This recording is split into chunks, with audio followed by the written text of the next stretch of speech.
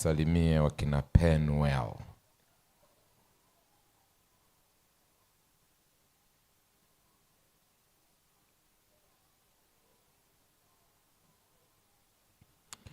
Baba,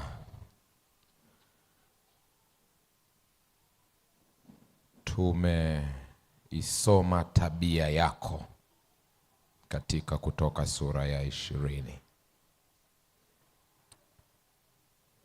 Na tunakwenda sasa kulitazama neno lako. Sema nasi katika jina la Yesu. Amen. Kutoka sura ya 20 inatupatia amri ya upendo na tumaini. Ili ujue ya kwamba amri ya Mungu kama ilivyoandikwa katika Kutoka, au amri za Mungu kama zilivyoandikwa katika kitabu cha Kutoka sura ya 20 ni amri zilizojaa upendo na tumaini. Utaigundua hiyo utakaposoma fungu la kwanza na la pili. Fungu la kwanza la Kutoka sura ya 20, Biblia inasema, Mungu akanena maneno haya yote akasema, mimi ni Bwana Mungu wako, niliyekutoa katika nchi ya Misri, katika nyumba ya utumwa. Mungu anaanza kuitoa amri yake kwa kujitambulisha yeye ni nani, na anatamani hawa anaowaandikia amri zake wasisahau ya kwamba wamepewa na nani. Anawaambia, mimi hapa ndiye Bwana Mungu wako, mimi ndiye niliyekutoa katika nchi ya Misri, mimi ndiye niliyekukomboa, mimi ndiye niliyekuokoa, mimi ndiye niliyekushika, mimi ndiye niliyekubeba, mimi ndiye niliyekuinua, mimi ndiye niliyekuponya ukiwa unaumwa, mimi ndiye niliyekubariki ukapata ajira, mimi ndiye nilifungua milango ukapata kazi, mimi ndiye niliyekupatia mwenzi wa maisha, mimi ndiye niliyekupatia watoto. Sina uadui na wewe. Yote ninayoyafanya na yote ninayokwambia, ninakwambia kutoka katika upendo wangu. Na naanza kwa kuambia, msisahau mimi ndiye niliyewatoa Misri katika nyumba ya utumwa.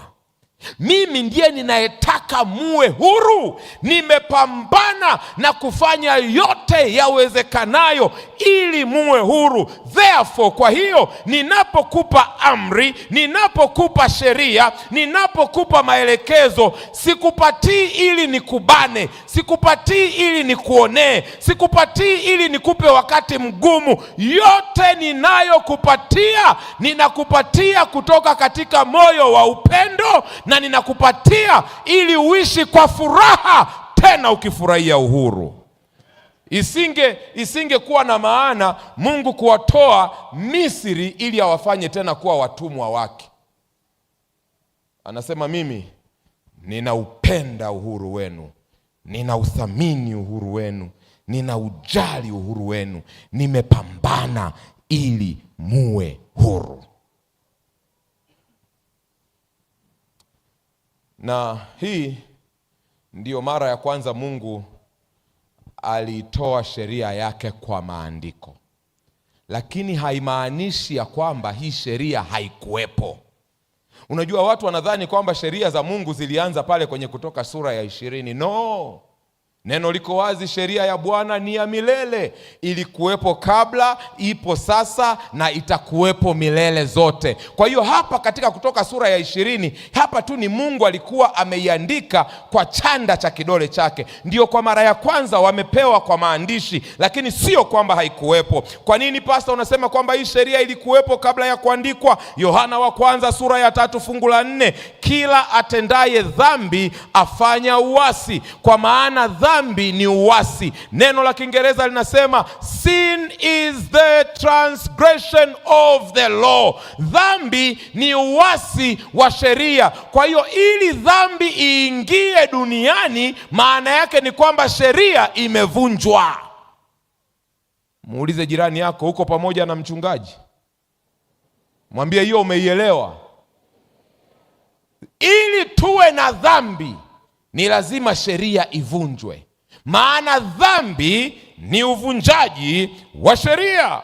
Na unaposoma sasa, nataka nikupe uthibitisho kwenye Biblia kwamba kabla ya Kutoka sura ya 20 sheria ya Mungu ilikuwepo. Utakaposoma Mwanzo sura ya 4 fungu la 7, Mwanzo sura ya 4 fungu la 7, Kaini amemuua mdogo wake. Neno linasema, Mungu ndo anamwambia Kaini, kama ukitenda vyema hutapata kibali, usipotenda vyema dhambi iko. Na kama dhambi ni uasi wa sheria, na Mwanzo sura ya 4 inaongelea habari ya dhambi, maana yake sheria iko, maana bila sheria hakuna dhambi. Tukiwa na sheria ndio inatufanya tujue kwamba hii ni dhambi. Walionielewa waseme amina. Mwanzo sura ya 26 fungu la 5, sikia maneno ambayo yanasemwa hapo: kwa sababu Ibrahimu alisikia sauti yangu, akayahifadhi maagizo yangu na amri zangu. Hii ni Mwanzo sura ya 26. Hatujafika kwenye kitabu cha Kutoka. Ndio maana nasema kwenye Kutoka sura ya 20, ile ni mara ya kwanza wanapewa sheria ya Mungu iliyoandikwa, lakini kabla ya kuandikwa ilikuwepo. Na ndio maana Mungu anasema huyu Ibrahim sio tu alihifadhi maagizo yangu, lakini hata amri zangu alizishika. Ukifika Mwanzo sura ya 39, kuna kisa kizuri sana pale cha kijana mdogo anayeitwa Yusufu. Yusufu ameuzwa kule Misri na ameuzwa nyumbani kwa Potifa. Potifa ni mkuu wa majeshi. Potifa ana mke wake mama mmoja mshangazi, wale ambao wakioga ndoo moja robo tatu inaishia mahali na ile nyingine ndio inayoangukia, kama alivyosema Pastor Biene, sio maneno yangu. Huyu mshangazi akamtazama Yusufu, akamtamani. Mashangazi tunawakemea katika jina la Yesu. Cheni kuharibu watoto wa watu. Mama mtu mzima, una aibu wewe? Shindwa kabisa. Hala, wewe maisha yako yamesha kuvuruga, unataka kuvuruga watoto wa watu. Mshangazi ukamcheki Yusufu, kijana handsome, tena mchapakazi. Yaani Yusufu akiwa anafutafuta meza, mama anaangalia misuli tu, muscles zinaingia zinatoka, anasema huyu atanifaa. Potifa mume wake bize, mkuu wa majeshi, mtu wa vita, mambo ya nchi za mbali, wababa. Unaweza ukawa unapambana familia, unapambana vita za mbali na vita za nyumbani unashindwa. Usiseme sikukwambia. Mama akaanza kuonyesha namna fulani ya kumtaka Yusufu. Hakuanza kwa kusema bihene, alianza kwa kutembea na nguo za kulalia, yaani zile ambazo ni gauni lakini linaonyesha kila kitu. Yusufu, mama akipita huku Yusufu anaangalia huku, mama akipita huku Yusufu anaangalia huku. Mama akasema huyu haelewi. Siku moja mama huyu akachoka, akamwambia Yusufu, bwana mzee hayupo, wewe ndio mwenyewe. Yaani mimi nikikuona wewe ni kama namuona mzee. Mashangazi wana lugha za kuvutia, tunawakemea katika, yaani eti akimuona Yusufu ni kama amemuona mkuu wa majeshi ya nchi. Yusufu mtumwa. Mwanzo 39 fungu la 9. Yusufu anamjibu yule mama na kumwambia, hakuna mkuu katika nyumba hii kuliko mimi. Yusufu anamwambia, wala hakuniuzulia kitu chochote ila wewe. Yaani yule mume wako ameniambia naweza nikagusa vyote isipokuwa wewe, kwa kuwa wewe mkewe. Nifanyaje ubaya huu mkubwa nikamkosee Mungu wangu? Yusufu alijua kwa kutembea na mama yule atakuwa amezini, na kwa kuzini ameivunja na kuiharibu sheria ya Mungu.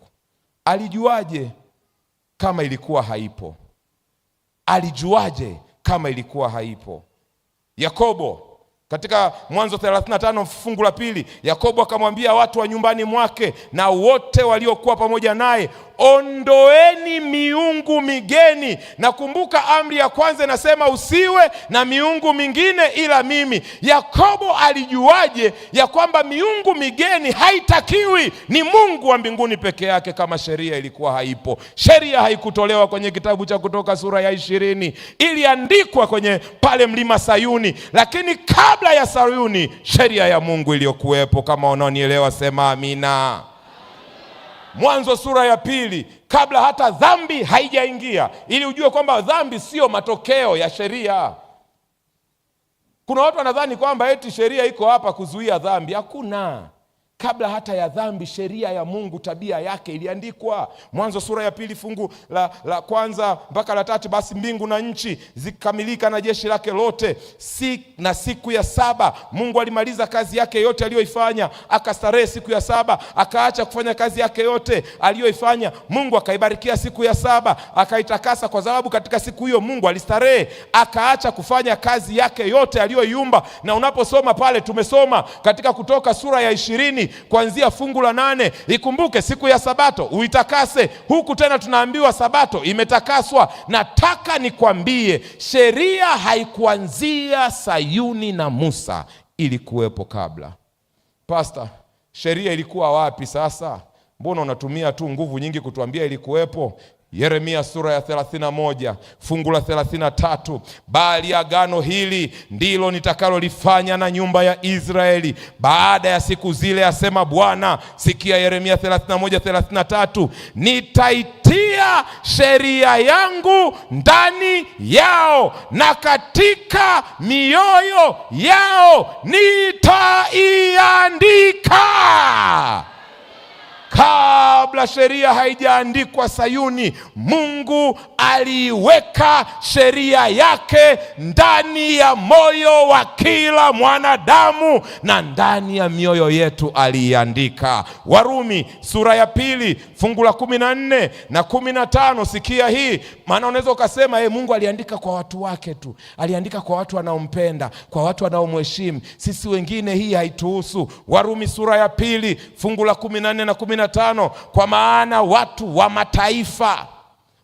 mataifa ni watu wasiomjua wala kumpenda Mungu. Kwa maana watu wa mataifa wasio na sheria wafanyapo kwa tabia zao yaliyo ndani ya Torati, hao wasio na sheria wamekuwa sheria kwa nafsi zao wenyewe. Fungu la 15, hao waionyesha kazi ya Torati. Torati inaweza ikatumika kama sheria. Hao waionyesha kazi ya Torati iliyoandikwa wapi?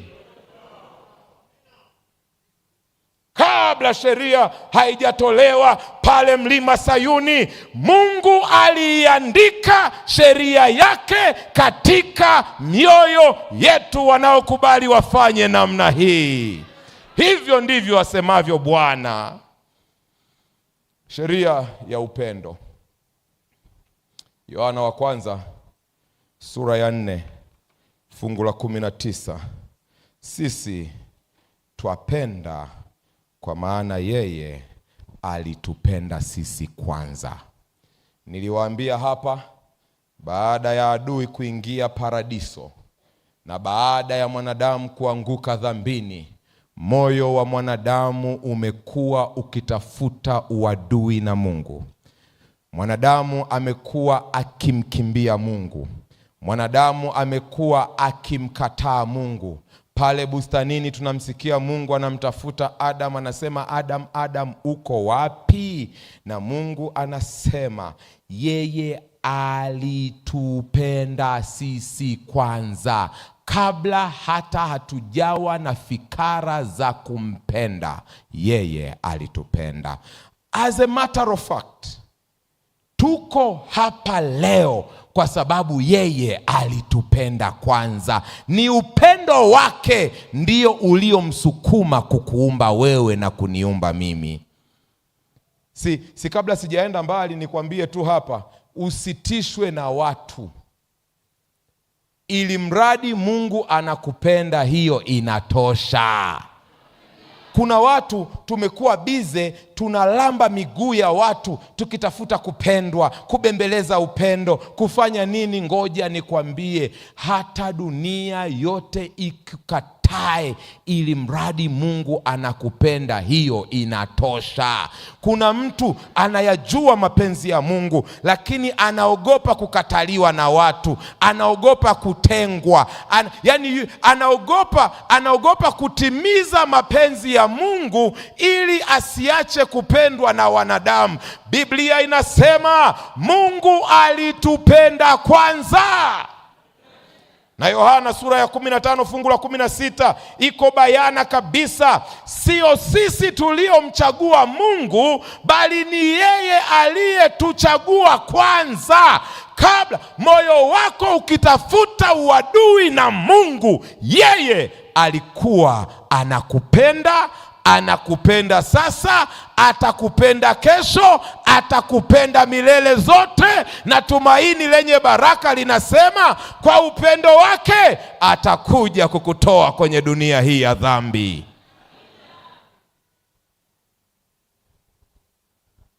Kwa hiyo tuko hapa kwa sababu Mungu anatupenda.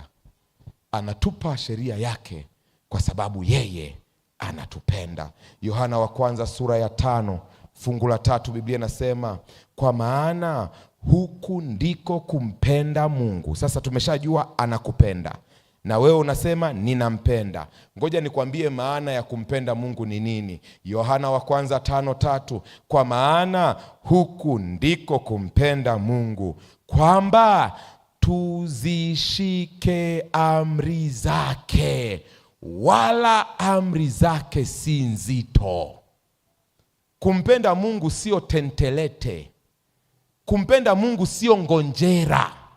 Kumpenda Mungu sio kuimba tu, mimi nampenda Yesu, wewe wampenda Yesu, sisi twampenda Yesu. Kumpenda Mungu sio maneno. Biblia inasema maana huku ndiko kumpenda Mungu, kwamba tuzishike amri zake. Na kwa sababu ni za upendo, hizo amri si nzito. Bwana Yesu asifiwe. Kuna watu wengi tunaodai ya kwamba tunampenda Yesu, lakini tumezikataa amri zake. Kumpenda Yesu sio kuimba kwaya. Kumpenda Yesu sio kuhubiri kama ninavyohubiri hapa. Uthibitisho na ushahidi ya kwamba umeitikia upendo wa Yesu kwa kumpenda yeye pia ni pale utakapozishika amri zake. Na Yohana 14 fungu la 15, Biblia inasema mkinipenda, wana Njombe, mkinipenda, wana Tumaini lenye Baraka, mkinipenda. Kama kweli unampenda Mungu, kama kweli unachosema kinatoka moyoni, kitadhihirika, sio kwa unavyosema, sio kwa unavyoomba, sio kwa unavyoimba, sio kwa unavyofunga na kuomba. Kama kweli unampenda Yesu, neno linasema uthibitisho pekee ni kwamba utazishika amri zake. Mtazame jirani yako, mpe tabasamu. Dada mmoja akaniandikia akasema, Pastor, unaposema mtazame jirani yako, alafu sisi wengine tuliko nyumbani peke yetu, hatuna mtu. Hata wewe net event ijayo Bwana atakuwa amekupatia. Bwana Yesu asifiwe. Mtazame jirani yako, muulize jirani, hivi unampenda Yesu? Amesemaje? Amesema hivyo hivyo? Amesema ndio. Muulize swali la pili, kama kweli unampenda, unazishika amri zake?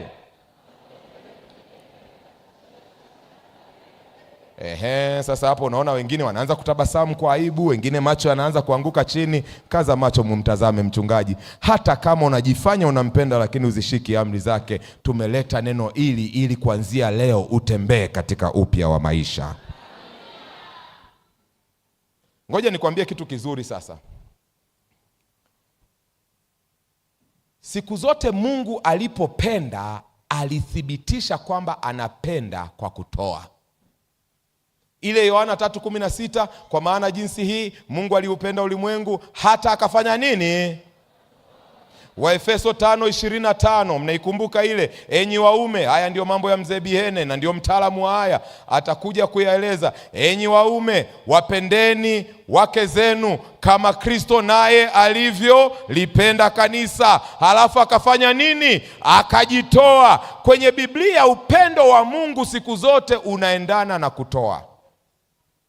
Lakini upendo wa mwanadamu kwa Mungu unathibitishwa kwa utii. Mkinipenda mtazishika amri zangu, hamna cha kunitolea. Mkinipenda mtanitii na kutembea sawasawa na mapenzi yangu. Uthibitisho ya kwamba unampenda Yesu, uthibitisho ya kwamba tumaini lenye baraka la kurudi kwa Yesu mara ya pili linawaka ndani yako, ni pale utakapoamua kuitikia upendo wake wa kumtoa Kristo kwa kuzitii amri zake. Sema amina. Amina.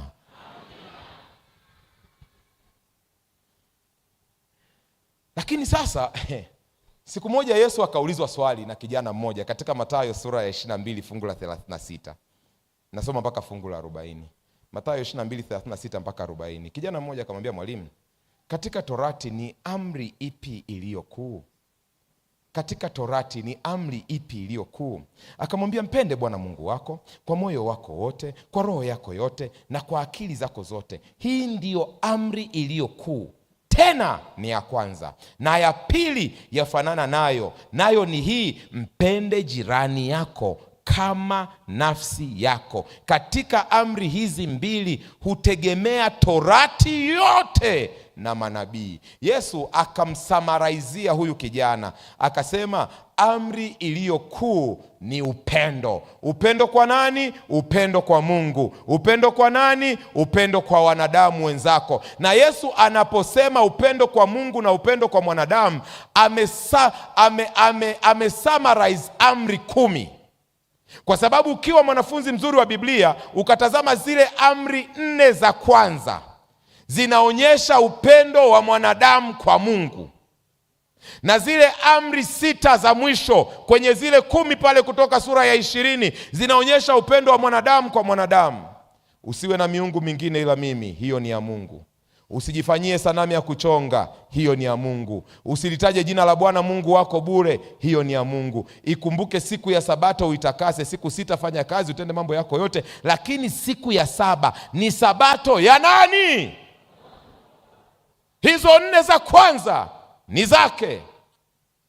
Baada ya hapo anaanza sasa kusema hiyo ndiyo ya kwanza na ndiyo iliyokuu, na ya pili ni umpende jirani yako kama nafsi yako. Hii inaongelea zile amri 6 za hapa chini. Heshimu baba yako na mama yako.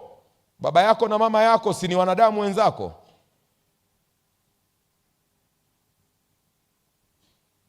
Usiue, hiyo ni ya nani? Mwanadamu mwenzako. Usizini, kama utachagua kwenda kuwa mzinzi, utazini na wanadamu wenzako. Usiibe, unatuibia wakina nani kwenye daladala? Wanadamu wenzako. Usishuhudie uongo, kama unadanganya na unaotudanganya na kutupanga ni wakina nani? Wanadamu wenzako. Maana kuna wataalamu wa kupanga watu. Kaza macho we dada, unitazame hata kama umepanga watu huko mtaani. We nitazame tu alafu utabasamu kana kwamba ni Sabato njema na mambo yake ni mema sana, hasa ya leo, hata kama kuna watu umewapanga kwa maneno ya uongo. Usitamani. Usitamani vitu gani? Nyumba, mke, mashamba, mifugo vya wanadamu wenzako. Kwa hiyo Mungu, Yesu anapomjibu huyu kijana, mpende Bwana Mungu wako kwa moyo wako wote, na hii ndio amri ya kwanza, alikuwa anaongelea zile 4 za kwanza ambazo zinamhusu Mungu. Mpende jirani yako kama nafsi yako, alikuwa anaongelea zile amri 6. Sasa hapa nataka nikuambie kitu fulani ambacho ni muhimu uwe makini. Ni muhimu uwe makini. Ni unafiki mkubwa sana kujifanya unampenda Mungu wakati hupendi wanadamu wenzako. Hiyo nilijua hamtasema amina, maana kuna watu hapa wanajifanya mimi nampenda Yesu, mimi naenda mbinguni, mimi na Yesu wangu tu, mimi na Mungu wangu, wengine siwaongeleshi, wengine sijali nini, mimi hata kama wengine mimi watu watoke kwenye seko yangu, niko kwenye safe space mimi na Jesus, it's only me and Jesus. Ndio maana hata kusema amina imekuwa ngumu, maana yetu umejiaminisha ya kwamba unampenda Mungu ili hali umeweka mabifu mtaani, unasengenya watu. Ni unafiki mkubwa kujifanya unampenda Mungu na uwapendi wanadamu wenzako. Hata msiposema amina, amina zangu nimekuja nazo kutoka hotelini, ninazo mfukoni. Amen. Unajifanya tu mimi nampenda Mungu, nampenda Mungu. Ndio kile kisa cha Msamaria.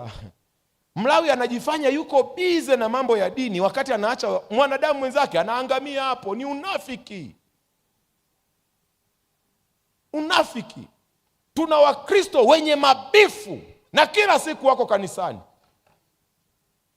Kwaya anaimba sauti ya tatu ya juu, maana nimeambiwa kuna ya juu na ya chini. Lakini kuna watu haongeleshani nao kwenye hiyo kwaya, na anajifanya mimi nampenda Mungu na namtumikia. Wewe ni mnafiki mkubwa, uache katika jina la Yesu.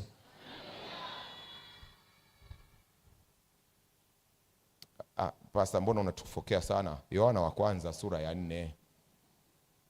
Yohana wa kwanza sura ya 4 fungu la 20. Mtu akisema nampenda Mungu naye anamchukia ndugu yake ni mwongo. Kwa maana asiyempenda ndugu yake ambaye anamuona hawezi kumpenda Mungu ambaye hamuoni.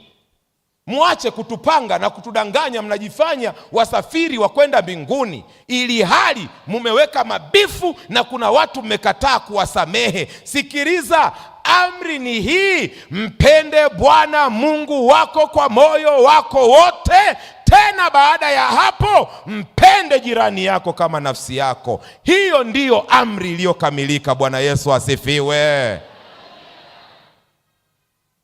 Sasa wewe kama kweli tumaini lenye baraka linawaka ndani yako na unasema unampenda Mungu, kabla hujalala jioni ya leo, tuma meseji za kutangaza msamaha kwa watu ambao mlikuwa msalimiani.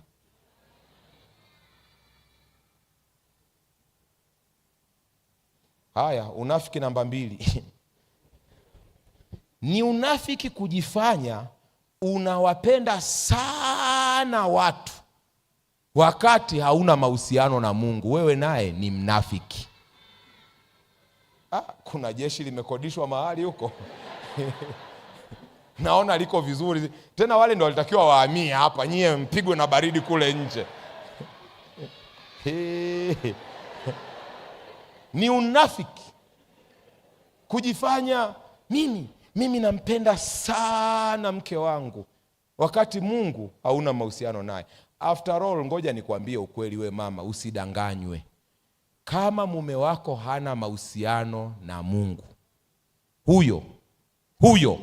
huyo hakuna kitu hapo. Maana upendo tunaupata kutoka kwa Mungu. Sasa amepata wapi huo upendo ambao hajautoa kwa Mungu? After all, upendo wowote ambao uko nje ya Mungu ni upendo toxic. Toxic ni nini sasa, mnisaidie? Mumesema ni upendo hatari. Haya, jeshi la kukodisha inasema upendo wowote ambao uko nje ya Mungu, haujawa connected na mahusiano na Mungu, huo ni upendo hatari. Kaa mbali. Wewe dada uko hapa, kijana kanisani haendi, msikitini haendi, kwenye yale manani ya Wabudha, nayo mahekalu ya Wabudha haendi, halafu anakupanga ninakupenda, na wewe uko hapa, napendwa wapi? Ametoa wapi huo upendo? Kama hampendi Mungu, yeye kautoa wapi yeye? Unadanganywa. Ni upendo hatari. Hawa ambao wanajifanya wanapenda kuliko wanavyompenda Mungu, ndio mchumba wake akimkosea yuko radhi amuue kuliko aolewe na mtu mwingine. Kimbia. Kimbia, usidanganyike katika jina la Yesu. Kaa mbali. Na hatari ya pili ni hii hapa. Kwa kuwa umpendi Mungu, huyo unayempenda ndio unamgeuza kuwa Mungu wako. Kwa hiyo ukiandikiwa message, zile message ndefu Pastor Bihene, unazijua zile ndefu zile kwenye WhatsApp, unasoma, unaambiwa read more, unabonyeza kinafunguka. Unaandikiwa message ndefu, sikupendi, na nywele zako sizipendi, kipilipili chako sikipendi, miguu unatembelea kama mikono, sikupendi. Unasema mimi kwa kuwa anipendi, na kwa sababu haujawa connected na Mungu, umemfanya kuwa Mungu wake, unasema mimi kama anipendi ninaenda kujiua. Hatari kujifanya unapendwa na mtu ambaye hajaunganishwa na Mungu. Mungu ndiye pendo. Kama mimi ninampenda Haika, upendo huo wa kwangu kwa Haika umetoka kwa Mungu.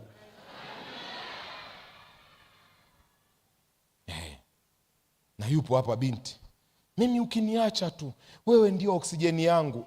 Sasa kama yeye ni oksijeni yako, Mungu ni nani? Umeiona hatari ya kupenda bila kuwa connected na Mungu? Unafanya huo upendo unageuza kuwa kwa Mungu. Wewe ndio oksijeni yangu. Moyo mkalia maini. Daktari atakuja kutuambia kama moyo na maini huwa vinakaliana. Sijui. Mimi bado sijasoma hiyo biology. Yaani wewe ndio kila kitu kwangu. Bila wewe mimi si kitu, si chochote. Ukiniacha dunia yote ni kama imeniacha. Wewe ni zaidi ya baba na mama. Akwambie yote hayo akiwa anampenda Mungu. Kama hayuko connected na Mungu, hatari, kimbia katika jina la Yesu.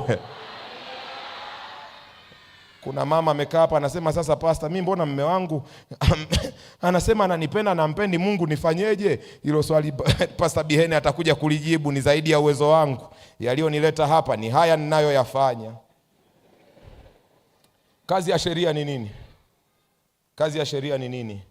Moja, sheria inatusaidia kuitambua dhambi. Muda wetu umeisha sasa. Sheria inatusaidia kuitambua dhambi. Warumi sura ya 3 fungu la 20. Kwa sababu hakuna mwenye mwili atakayehesabiwa haki mbele zake kwa matendo ya sheria. Kwa maana kutambua dhambi huja kwa njia ya sheria. The only way unajua hiki ni dhambi, hiki si dhambi, hiki ni chema, hiki ni kibaya, ni kwa sababu sheria ndio itakwambia ukipita barabara hii zaidi ya spidi ya 50 umeharibu.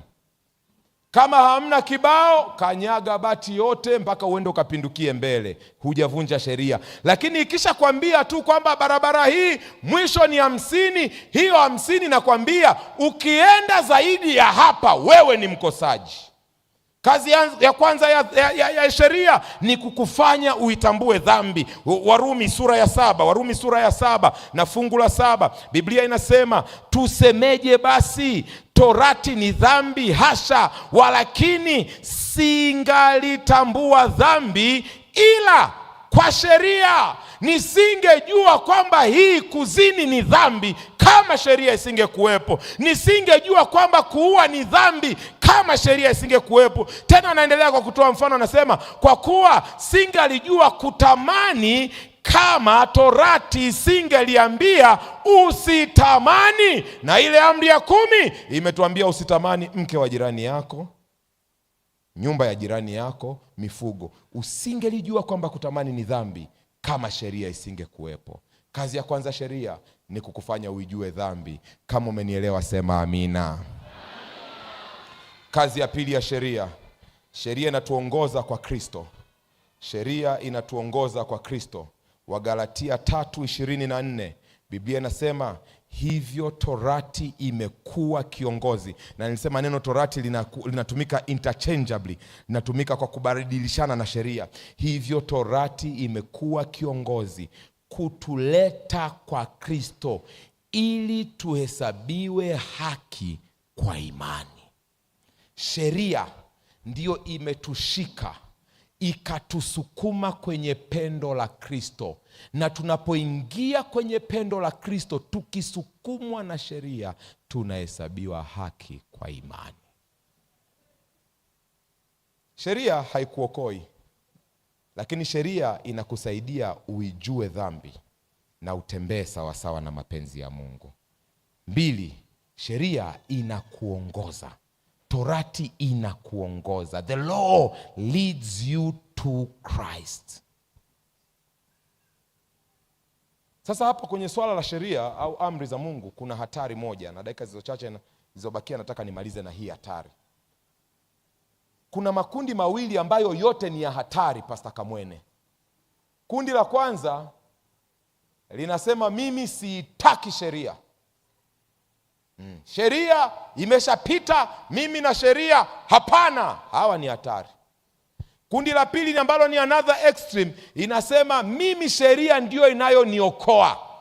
Sheria ndio itakayonitoa hapa duniani na kufanywa mrithi wa uzima wa milele. Hawa wanaosema wanaokolewa kwa sheria, hapana. Maana tulisoma hawa, unawaona kwenye Luka sura ya 15 kuanzia fungu la 11. Baba mmoja ana watoto wawili, mmoja ameikataa sheria, anamwambia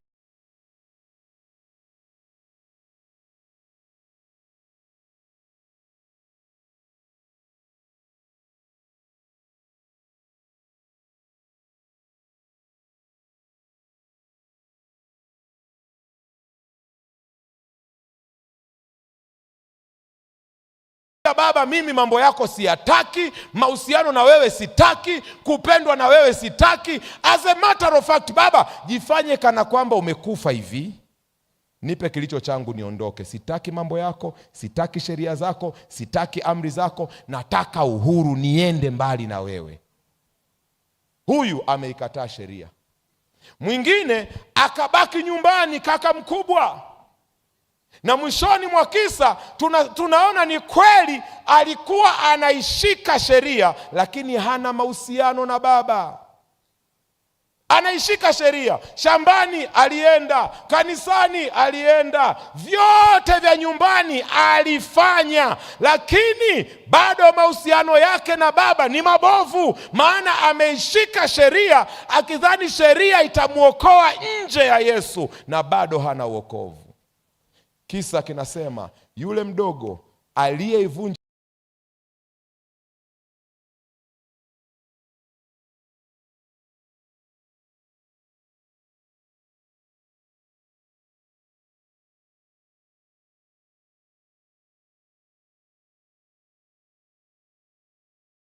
sheria, alipopata tumaini lenye baraka. Sijui kama kulikuwa na effort huko nchi za mbali, sijui kama wahubiri walifika, sijui, lakini alipopata tumaini lenye baraka, alirudi nyumbani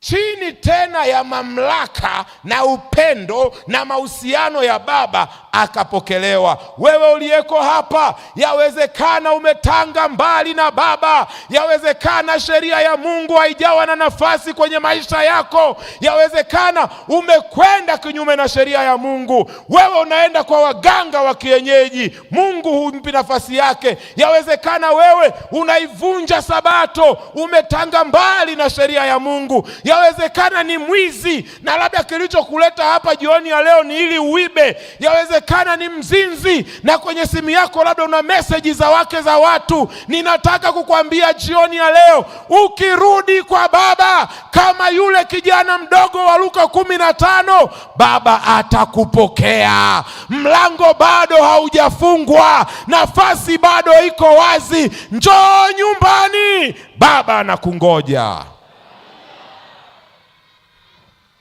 Yule mkubwa aliyekuwa anaishika sheria lakini hana uhusiano na baba, anapotoka shambani anasikia mziki, anauliza jamani ni nini? Wanamwambia mdogo wako amerudi. Anasema sitaingia ndani. Unajua huyu naye baba aliacha sherehe, aliacha chakula, aliacha burudani, akatoka nje kumtafuta, na kisa kinaisha baba na kaka mkubwa wakiwa nje, baba akimkaribisha nyumbani. Wewe ambaye umekuwa unaishika sheria ya Mungu lakini huna mahusiano na Mungu, hata sasa leo kupitia Njombe Net Event, baba anakutafuta.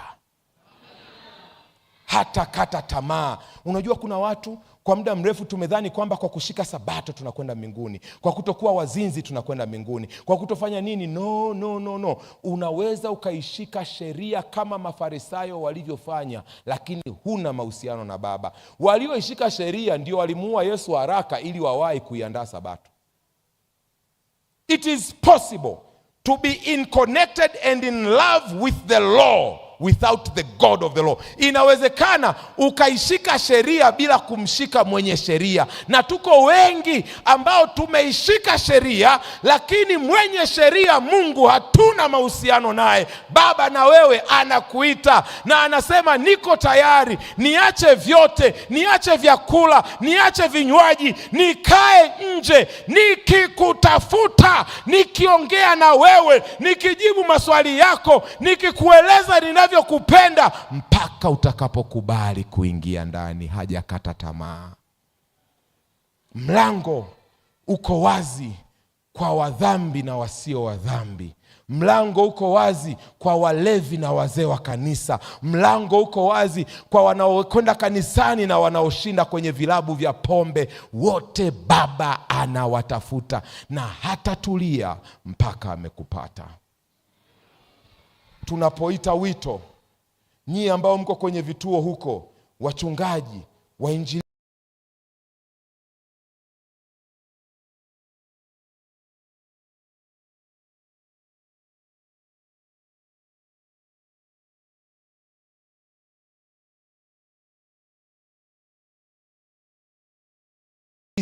wakuu wa vituo, na nyie sasa waiteni watu kwa Yesu. Kesho tutakuwa na ubatizo mkubwa. Kesho tutakuwa na ubatizo mkubwa sana mahali hapa, na nchi nzima Tanzania, huko Kongo na sehemu mbalimbali, watu wameyatoa maisha yao kwa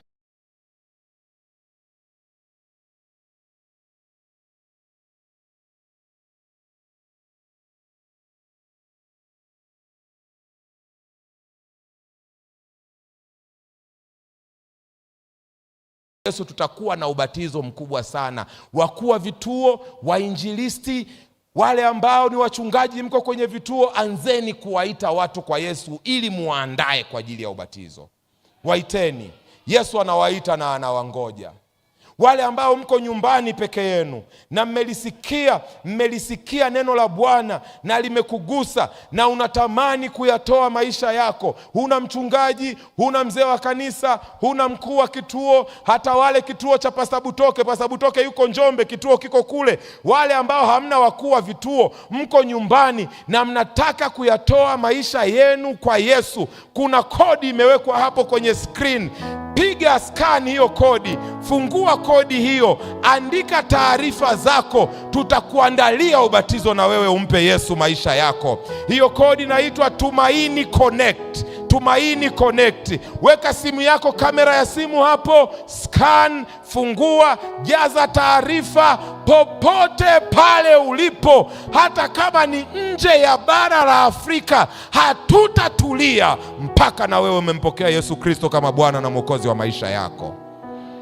Jioni ya leo kwenye kituo hiki kikuu, je, wapo watu wanaosema nimekuwa nikicheza na sheria ya Mungu, nimekuwa nikiipuuza sheria ya Mungu, nimekuwa nikiidharau sheria ya Mungu, nimekuwa nikiishika lakini siishiki yote, nimekuwa ninajifanya ninampenda Mungu lakini sina mahusiano na Mungu. Lakini kuanzia leo, kwa neema ya Yesu, ninataka upya wa maisha. Ninatamani upendo wake unibidishe, niishi sawasawa na mapenzi yake, nitembee katika njia yake, niandaliwe kwa ajili ya uzima wa milele. Kama uko hapa na hilo ni tamanio lako, kwa nini usisimame? Kwa nini usisimame? Mungu akubariki. Mungu akubariki. Mang'ombe anapoimba utakuja hapa mbele, tunataka tufanye ombi maalum kwa ajili yako. Unasema nataka upya wa maisha, nataka moyo wangu uunganishwe na moyo wa Mungu, nataka upya wa maisha. Nimekuwa nikicheza na mambo ya Mungu, lakini kwa neema ya Mungu nataka niwe serious na mambo ya Mungu, na nataka Mungu aniwezeshe. Kama hilo ni ombi lako, piga hatua uje mbele. Kama hilo ni ombi lako, piga hatua uje hapa mbele. Mungu akubariki. Mungu akubariki binti. Mungu akubariki sana. Mungu akubariki. Piga hatua uje mbele. Piga hatua uje mbele. Njoo. Ni wako Bwana akubariki sana kijana. Na wako wengine wanaosema ninampa Yesu maisha yangu kwa njia ya ubatizo, ninataka nianze kutembea katika upya wa maisha. Hawa wanakwenda kubatizwa kesho hawa. Bwana awabariki, Bwana awabariki. Njoo kwa Yesu, njoo kwa Yesu. Wale wote wanaosema tunampa Yesu maisha yetu kwa njia ya ubatizo, tunataka upya wa maisha, tunataka tutembee sawasawa na mapenzi ya Mungu. Njoo mbele. Bwana akubariki kijana, Bwana akubariki, Bwana akubariki. Njoo, njoo, njoo. Yesu anakuita, mbingu zinakutafuta. Saa ya wokovu wako ni sasa. Njoo, njoo, njoo. Wale wanaosema nataka nimpe Yesu maisha yangu kwa njia ya ubatizo, njoo. Wainjilisti, waleteni watu hawa hapa mbele, waleteni watu hawa hapa mbele. Leta watu hawa hapa mbele. Njoo, muda unakwenda kuisha. Uko hapa unasema mimi kuanzia leo ninataka nimpe Yesu maisha yangu, nitembee sawasawa na mapenzi yake. Dunia ya dhambi na mambo yake ninaachana navyo, mimi na Yesu, Yesu na mimi. Moyo wangu natamani unganishwe na moyo wa Mungu. Piga hatua uje mbele, piga hatua. Hata kama uko nje unatamani kumpa Yesu maisha yako kwa njia ya ubatizo, njoo, njoo. Mbingu zinakuita na Bwana anakutafuta. Saa ya wokovu wako ni sasa. Njoo kwa Yesu. Ni nini kinachokuzuia kuja kwa Yesu? Njoo. Bwana akubariki kijana. Ninaona kijana anakuja. Bwana akubariki. Je, yuko mwingine? Ninaona wengine kule. Njoo, njoo. Muda umeisha, inabidi nifunge kwenye vituo. Endeleeni kuita watu, endeleeni kuita watu. Kesho takuwa na ubatizo mkubwa. Namuona pale na dada anakuja. Njoo dada, njoo. Bwana akubariki sana, Bwana akubariki. Njoo, njoo. Mbingu zinakuita. Naona watu wanakuja. Njoo. Kesho ubatizo wa kesho utakuwa mkubwa sana sana sana. Njoo. Mbingu zinakutafuta wewe. Basi mlioko kwenye kituo hiki na wale mnaotusikiliza, Mwenyezi Mungu awabariki na kuwalinda. Nuru ya uso wake iwaangazie na kuwafadhili. Mwenyezi Mungu awatendee yaliyo mema. Mbarikiwe mwingiapo na mbarikiwe mtokapo. Mbarikiwe mchana na mbarikiwe jioni. Mnapoingia katika pumziko la Sabato ya leo, tunaomba mbarikiwe kwa kupumzika ndani ya Yesu Kristo. Ambao mmejitoa kwa ajili ya ubatizo, mnaposubiria ubatizo wa maji kesho, tunawaombea baraka za ubatizo wa ujazo wa Roho Mtakatifu. Zaidi ya yote, tumaini lenye baraka la kurudi kwa Yesu mara ya pili lidumu likiwaka ndani yako. Tumeyaomba hayo ni katika jina la Yesu. Kila anayeamini na aseme amina. Kila anayeamini amshangilie Bwana, aseme amina. Kila anayeamini apunge mkono, aseme amina. Amen.